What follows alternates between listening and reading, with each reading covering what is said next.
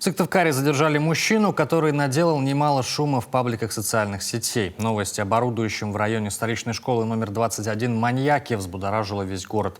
Народная молва распространила слухи о том, что жертвами преступника чуть не стали две девочки 12 и 15 лет. Одну из них неизвестный подкараулил прямо возле дома по улице Карла Маркса.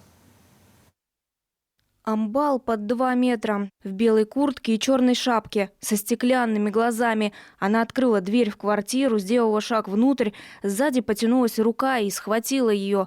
Мужик вытягивал девчонку из квартиры. Хорошо, что нас двое взрослых оказалось дома. Я не знаю, что бы он сделал с ней, не будь нас дома. В районе 21-й школы объявился маньяк или наркоман. Высокий, сильный, молодой, стеклянный взгляд, ведет себя нагло, следит за детьми возле детских площадок, затем следует за жертвой прямо в подъезд. Подозреваемого в итоге задержали. Им оказался 37-летний безработный сыктывкарец. Несмотря на порядочный возраст, он до сих пор живет вместе с матерью и бабушкой за их счет. Оказалось, в середине февраля в одном из столичных магазинов фигурант пытался совершить кражу, пронести алкоголь мимо кассы. Однако сделать это ему не позволил работник торговой точки. Тогда парня взяли с поличным.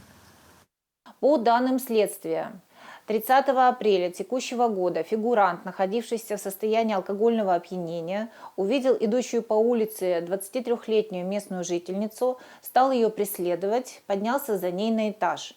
Когда девушка зашла в свою квартиру и попыталась закрыть входную дверь на замок, злоумышленник против ее воли и желания перешагнул порог и, удерживая дверь, попытался полностью зайти в квартиру.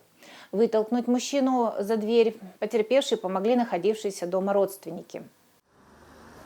Потерпевшей, вопреки слухам, оказалась не школьница, а 23-летняя сыктывкарка. По факту незаконного проникновения в жилище, а также покушения на грабеж в отношении задержанного возбудили уголовное дело, ведется следствие.